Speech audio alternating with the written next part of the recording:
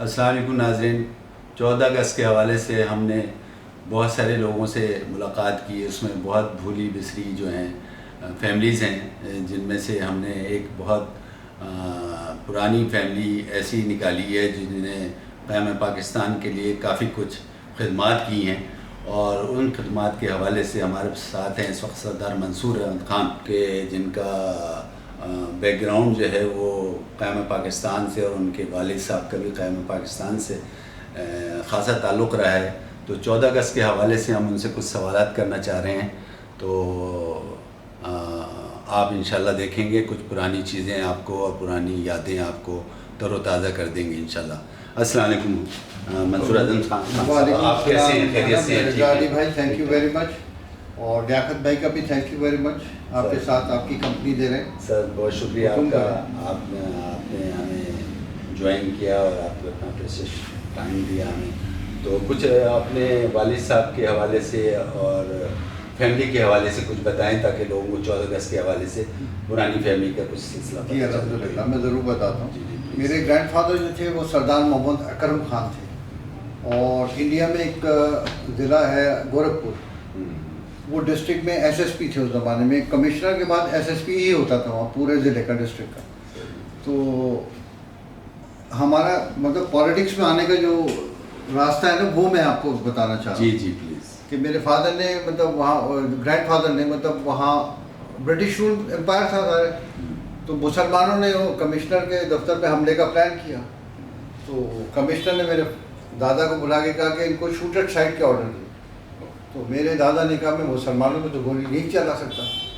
تو انہوں نے کہا مجھے 1 دن کا وقت دے دیں. اس 1 دن کے وقت میں وہ امیڈیٹلی جا کے مسلم لیڈرز سے ملے وہاں پہ، جو اس وقت موومنٹ چل رہی تھی قائد اعظم کے لیے، اور لیاقت علی خان اور یہ سب لوگ تھے، مولانا محمد علی جوہر تھے، اس میں کافی لوگ تھے. تو ان سے انہوں نے ریکویسٹ کی کہ بھائی مجھے 1 دن کا موقع دیں، یہ کام نہ کریں وہاں پہ. تو انہوں نے پوچھا کہ کیوں، کیا وجہ ہے؟ تو انہوں نے کہا کہ میں اپنی جاب سے ریزائن کرنا چاہتا ہوں. ایک شاکنگ نیوز تھی ان کے لیے کہ بھئی ایک مسلمان اتنی بڑی سیٹ سے ایک دم وہاں سے چلا جائے. تو میرے دادا نے سیم یہی کام کیا، وہاں جا کے استعفیٰ دے دیا.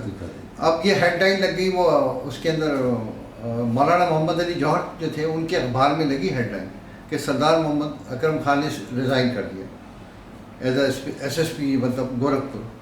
تو اب کمشنر تو اکیلا رہ گیا نا، وہ ایک دم ایس ایس پی چلا جائے. اتنے میں پھر لیاقت علی خان نے پھر میرے دادا کو اپروچ کیا کہ آپ کی مطلب تو ایسی جاب نہیں ہے، لیکن اگر آپ ریکویسٹ کی انہوں نے کہ ریاست کرنال جو ہے میری اسٹیٹ کو آپ ایز اے اسٹیٹ مینیجر سنبھالیں. تو پھر میرے دادا ایگری ہو گئے، کیونکہ لیاقت علی خان کی ایک رسپیکٹ تھی، ایک وہ عزت تھی. تو اسٹیٹ مینیجر اس زمانے میں بہت بڑی ہوتی، جیسے ہماری بے نظیر بھٹو صاحب کے والد تھے، وہ جوناگڑھ میں تھے اسٹیٹ مینیجر. اسی طرح ہم ریاست کرنال میں تھے، لیاقت علی خان تھے. وہاں سے میرے فادر اور ان کی اچھی مطلب انڈرسٹینڈنگ بنی لیاقت علی خان کی. اس طرح وہ پالیٹکس میں آئے، مسلم لیگ کے اندر انہوں نے ہاتھ بٹایا.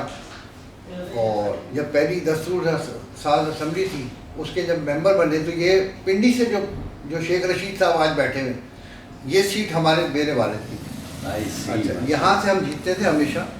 اور اس کے بعد پھر کانگریس کے میں ان کو ہرا کے میرے والد صاحب یہاں آئے تھے. بعد میں لیاقت علی خان صاحب کا جو ایک مسہیپ ہوا وہ میرے والد کی گود میں ہوا تھا، جس وقت ان کو شاید اکبر نے یہ سارا کام کیا تھا. اور جس ڈی ایس پی نے ان کو گولی ماری تھی اس کو کانسپریسی کو کور کرنے کے لیے، وہ ان کا بیٹا بہت بڑی سیٹ پہ پاکستان میں بیٹھا ہے. لیکن اب کیا کہہ سکتے ہیں، خیر یہ چیزیں ہیں جو نوازی جاتی ہیں لوگوں کو.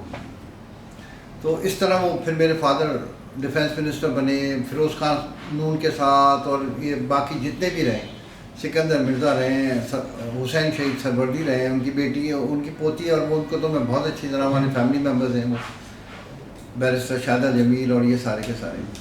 تو یہ بہت بڑی اچھی فیملیز ہے، مطلب پاکستان میں بڑی اچھے لوگ ہیں. تو اس طرح سے مطلب میرے فادر کنٹینیو کرتے گئے. ریہیبلیٹیشن ان کے پاس رہا، انفارمیشن رہا ان کے پاس، اب ڈیفینس رہی، لا منسٹری رہی. بلکہ جو پہلی آپ کی 56 کا آئین جس کو آپ کہتے ہیں کانسٹیٹیوشن جو بنایا وہ میرے والد نے بنایا، اور اس کو پیش بھی اسمبلی میں میرے والد نے ہی کیا ہے. وہ آن ریکارڈ انفارمیشن میں آپ کو مل جائے گا وہاں سے بلکہ 14 اگست کو عموماً وہ آپ نے دیکھا ہوگا لیاقت علی خان جب جھنڈا فلیگ کو ایسے کر کے ویو کرتے ہیں پاکستان کے، تو فرنٹ رو میں آپ دیکھیں گے وائٹ سوٹ میں ایک شخص بیٹھا، وہ میرے والد تھے سردار امین اعظم، وہ فرنٹ پہ ہی تھے بیٹھے ہوئے اس وقت. تو یہ مطلب چیزیں چلتی رہی ہیں اور اچھی فیملیز پاکستان میں ہیں. اب ہم پاکستان کو دیکھتے ہیں تو وہ کسی اور طرف جا رہا ہے. بالکل جو کانسیپٹ تھا باغ کا، یعنی کہ پاکستان یعنی کہ مختلف جو کمیونٹیز ہیں نا وہ باغ ہیں، یعنی کہ ایک باغ کے اندر پھول ہے وہ، یعنی کہ پنجابی ہے، سندھی ہے، بلوچ ہے. یہ ایک پھول تھے تو اتنا خوبصورت ہے کہ ایک باغ میں سجتے تھے. اب لوگوں نے اس کو توڑ توڑ کے اگر گھروں میں لگا دیا، آپ کا مقصد ہے بکھیر دیا. وہ اب ان کو یکجا کرنے کی ضرورت ہے. اور وہ ایسے اب کس طرح کریں گے آپ؟ دیکھیں پہلے تو آپ بھید بھاؤ ختم کریں. آپ کو جاب اپرچونیٹیز کے لیے کوٹا سسٹم ختم کرنا پڑے گا. یہ کوٹا سسٹم کوئی چیز نہیں ہے، یہ اس نے ڈیوائڈ کیا مزید. آپ صحیح ہے. اگر پاکستان کا کوئی بیٹا آگے بلوچستان سے یہاں جاب کرنا چاہتا ہے کراچی، یا کراچی کا بیٹا کوئی وہاں جانا چاہتا ہے، کوئی انڈسٹری لگانا چاہتا ہے، تو روزگار دے رہا ہے. بالکل صحیح بات. آپ اس کی طرف توجہ دو. یہ کہ آپ نے لوگوں کو الگ الگ بانٹ دیا، کیونکہ ہم نے ایک اپنی 1.5 اینٹ کی مسجد بنائی ہے کہ جناب ہر جگہ. جب قرآن کے اندر کوئی ذکر نہیں ہے، اللہ تعالیٰ نے کتنی اچھی بات کہی ہے کہ اللہ کی رسی کو مضبوطی سے تھامو اور تفرقہ مت پھیلاؤ. یعنی کہ شر اور فساد پھیلانے والا اللہ کو پسند نہیں ہے، نہ نبی کو پسند ہے. لیکن ہم نے زمین پر شر اور فساد پھیلا دیا، ہم نے ان کو الگ کر دیا. اب اس سینیریو میں ہمیں لوگ کہتے ہیں کہ آپ پالیٹکس میں کیوں نہیں آتے؟ ہم کس چیز کو دیکھتے ہیں؟ بیٹھا میں سب کے ساتھ ہوں. صاحب یہ تو آپ نے بہت اچھا اپنے بیک گراؤنڈ اپنی فیملی کا بتایا، اور اس سے ہمیں خاصے لوگوں کو اس سے معلومات ہوں گی کہ بھائی ہماری جو پرانی فیملی تھے ان کا کیا کنٹریبیوشن ہے اس کے اندر. اب آپ تھوڑا سا ہمیں معیشت کے حوالے سے بتائیں، ہماری معیشت کہاں پہ کھڑی ہوئی ہے، کتنی ڈکلائن ہو رہی ہے، اس کے کیا کیا عوامل ہیں، اور اس میں ہم کیا بہتری لا سکتے ہیں تاکہ عوام کو پتہ چلے کہ بھائی ہاں آپ لوگ پرانے لوگ ہیں، ایک آپ کا ویژن تھا، اس حساب سے آپ چلتے تھے، اس حساب سے اگر ہم پرانے تدبیریں کریں اور اس حساب سے اگر چلیں تو آپ کیا ایڈوائز کریں گے حکومت کو یا اداروں کہ بھائی وہ اس طریقے سے چلیں گے تو معیشت ہماری کچھ بہتر ہوگی؟ سب سے پہلے جو آپ کو کرنا ہے وہ سودی نظام سے باہر آنا، یعنی کہ اللہ اور نبی سے جنگ آپ نے کی ہوئی ہے، اس سے تو باہر آ جائیں. اب اس کے لیے آپ کو مسئلہ یہ ہے کہ آپ نے قرضہ، جو ہمارے بیچارے لیڈر ہیں ان کو نہیں آتا ایک طریقہ کہ اس پاکستان کو چلانا کیسے. ایک دکان بنائی ہے IMF، اس دکان کو لے کے ہم سب بیٹھ گئے کہ اس کا مالک بھی ایک ہے، اس کی پروڈکٹ بھی ایک ہے، اور اس کی پرائس لسٹ جو ہے وہ چینج کرتا رہتا ہے. وہ اس کی وجہ ہے کیونکہ آپ کریڈٹ پہ مال لیتے ہیں. اگر آپ دیکھا جائے تو کسی دکاندار سے آپ ادھار لیں گے تو وہ اس کا ریٹ کچھ اور ہوگا، اور جو کرنٹ آپ لیتے ہیں پیسے دے کے کیش پیمنٹ پہ، اس کا ریٹ کچھ اور ہے، کیونکہ آپ ون گو میں پیسے دے رہے ہوتے ہیں. اس طرح پراپرٹی بھی چلے جائے، کسی چیز میں بھی چلے جائے. اسی طرح ہماری یہ چیز کو آپ کو سمجھنا ہے کہ یار اس دکان کو چھوڑ کے ہمیں کہیں اور بھی جانا ہے. دنیا آپ کو پیسہ دینا چاہتی ہے، لیکن اس پیسے کو آپ نے یوٹیلائز کیسے کرنا ہے وہ تو آپ کے پاس طریقہ نہیں ہے. وہ ہمارے پاس فارمولا پڑا ہے. ہم پرانے لوگ ہیں، ہمیں پتہ ہے کہ پاکستان کا قرضہ کیسے اترے گا. پاکستان کا جتنا قرضہ ہے اس سے زیادہ قرضہ جو پیسہ ہے وہ بھی بغیر ایک سود کے میں آپ کو پاکستان میں لا کے دے سکتا ہوں. کوئی اس میں ایسی مشکل نہیں ہے اور بہت سمپل وے. لیکن یہ عام آدمی یا پولیٹیشین کے ساتھ بیٹھ کے نہیں ہو سکتا جو اس وقت پاورفل سورسز ہیں آپ کی. جب تک وہ ہمارے ساتھ نہیں بیٹھیں گے ہم یہ پروگرام نہیں لیں گے، کیونکہ اس کی وجہ ہے کیونکہ وہ ہمارے پروگرام کا بیڑا غرق بہت پہلے بھی کیا گیا ہے. ہم سے بنوائے گئے ہیں پورے پروگرام، لیکن اس کو کسی اور نے انجوائے کیا، اس کے پریولیجز کو لیا. میں نام نہیں لے سکتا، بہت بڑے بڑے جو آپ کے پریزیڈنٹ بھی رہے ان کے لیے میں پروگرام بنا کے دیتا رہا ہوں. لیکن مسئلہ یہ ہے کہ وہ انہوں نے ہمیں آؤٹ آف پکچر رکھا، کیونکہ وہ کسی اور نے کہا کہ جی میں نے یہ کام کیا. ابھی بھی میرے ساتھ یہ بہت دفعہ ہوا ہے.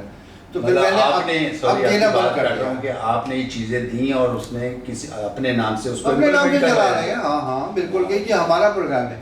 یہ نہیں بتایا کہ بنوایا کس سے، اور وہ اس کے لیے بہت سارے ادارے بھی جانتے ہیں اس چیز کو، اور کچھ ایسے ہمارے دوست صحافی وہ بھی جانتے ہیں اس چیز کو. بالکل صحیح. اس میں ہمارے سب سے سر فہرست جو ہے آپ کے لیاقت اللہ خان صاحب، یہ جانتے ہیں کہ مطلب کس زمانے میں نے کیا چیز بنائی اور پاکستان کے حوالے سے میں نے کیا چیز دی تھی، پاکستان کو کیا چیز آگے دے دی.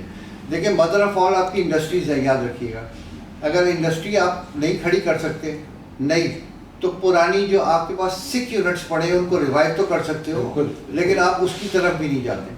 ان کو کیٹیگرائز کریں نا ہر چیز کو، کہ آپ کی مشینری سڑا دی ہے، کچھ چیزیں چوری ہو گئی ہوں گی، پارٹس کر رہا ہو، لیکن آپ کے بچے آپ کے پڑھے لکھے انجینئر یہاں پہ ہیں، ان کو آپ ویجز بھی دیں، ان کو آپ ان سے ریکویسٹ کریں بچوں سے کہ پاکستان میں بیٹا تم حصہ لو، اینٹ تمہاری بھی لگے گی، تمہارے نام کی لگے گی. بالکل صحیح. ان کو کوئی انسینٹیوز تو دے نا.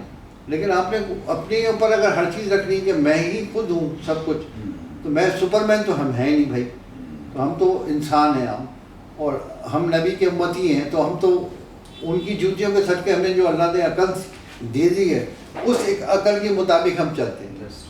لیکن پاکستان کو کرائسس سے نکالنا کوئی مشکل نہیں ہے، میں آپ کو بتا دوں کوئی بھی مشکل نہیں ہے.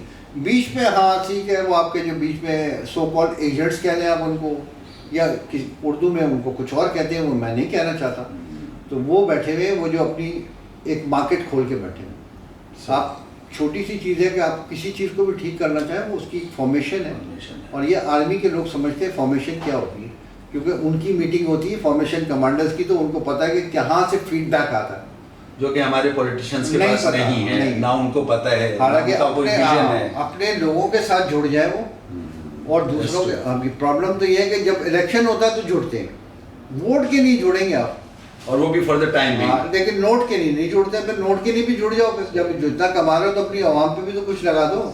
میڈیسن فری ہو سکتی ہے آپ کی. کراچی کا الیکٹرک کا جو سب سے بڑا اسکیم ہے وہ ختم ہو سکتا ہے، لیکن اس کا ایک فورم ہے، اس پہ آپ کو جانا پڑے گا.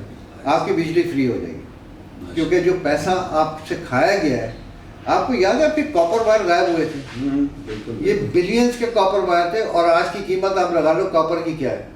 یہ سارا کا سارا ابراج کو جنہوں نے بھیجا. اب ابراج کیا کرتا ہے، جو بہت سارے پولیٹیشینس کا دوست ہے، اب نام آ رہا ہے کچھ لوگوں کا، ہم کیا کہہ سکتے ہیں، وہ ان سب کو فیڈ اپ کرتا ہے کہ بھائی ٹھیک ہے، یہ مجھ پہ ہاتھ نہ ڈالو، فلاں پہ نہ ڈالو. آپ کو جب دے دی کمپنی تو یہ کاپر کہاں غائب ہوا، وہ کسی نے آڈٹ کیا. ہمارے یہاں تو اتنی بڑی رپورٹ NCOC کی جو رپورٹ تھی وہ بھی دے دی آڈیٹر جنرل ہمارا پاکستان کا جو ہے، اس نے بھی بتا دیا کتنی بڑی بے ضابطگی کی ہوئی ہیں، لیکن نہیں. تو اس طرح ہم پاکستان کو آگے نہیں لے جا سکتے. اور پھر ان کے ساتھ اگر کوئی مجھے کہے کہ بیٹھ جاؤ تو میں نہیں بیٹھ سکتا. تو میں نے راستہ بہتر یہ سنا کہ میں خاموش ہو کے ایک کونا پکڑ لوں بھائی، اور آرام سے ہماری فیملی جو ہے، جو عزت ہمارے باپ دادا نے کمائی ہے نا، اس کو میں تباہ پیسوں کے لیے نہیں کرتا. بالکل صحیح، بالکل صحیح. یہ نہیں کہ میرے پاس وزارت نہیں آئی.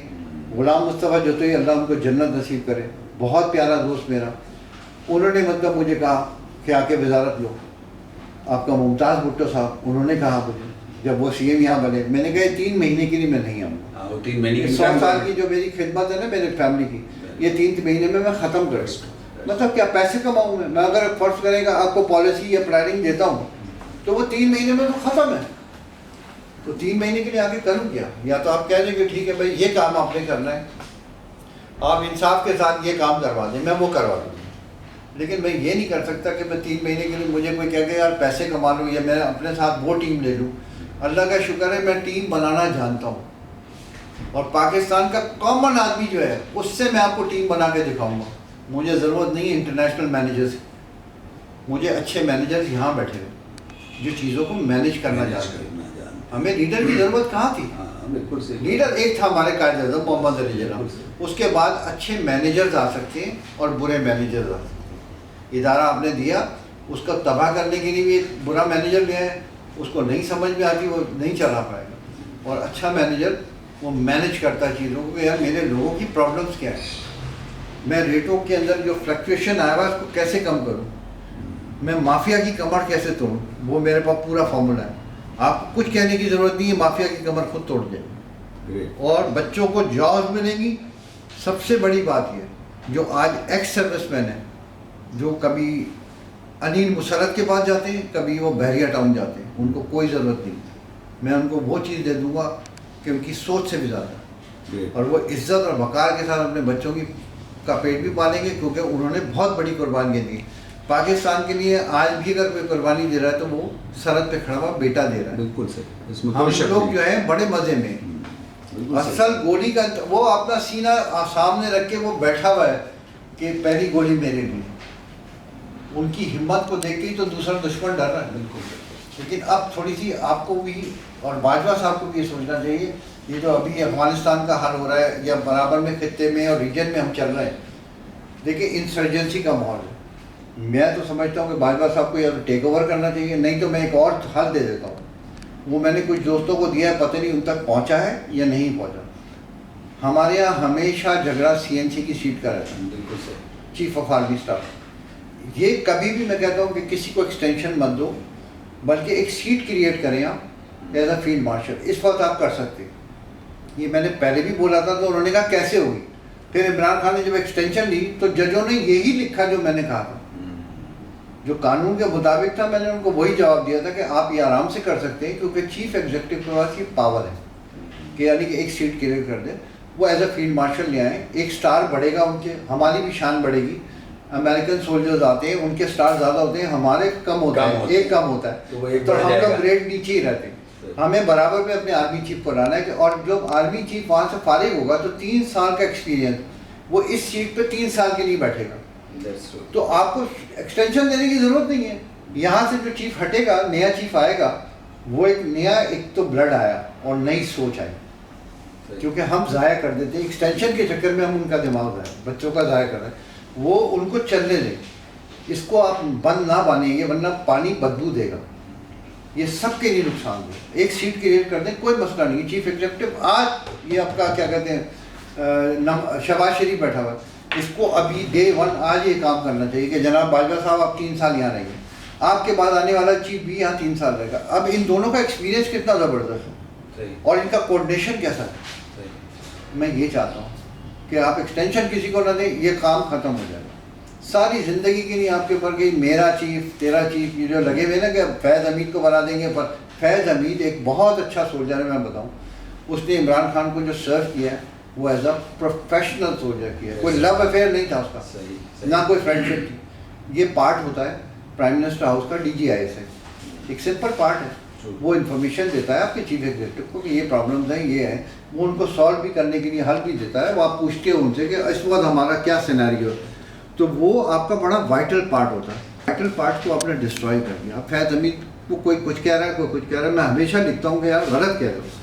وہ ایک پروفیشنل سولجر ہے، اس کا کوئی تعلق نہیں ہے. اگر ایسا ہی ہوتا تو پھر ماشاء اللہ اس طرح نہیں لگتے کہ اپنی چوائس کا آپ نے جنرل لائے، ماشاء اللہ لگا کہ نہیں لگا.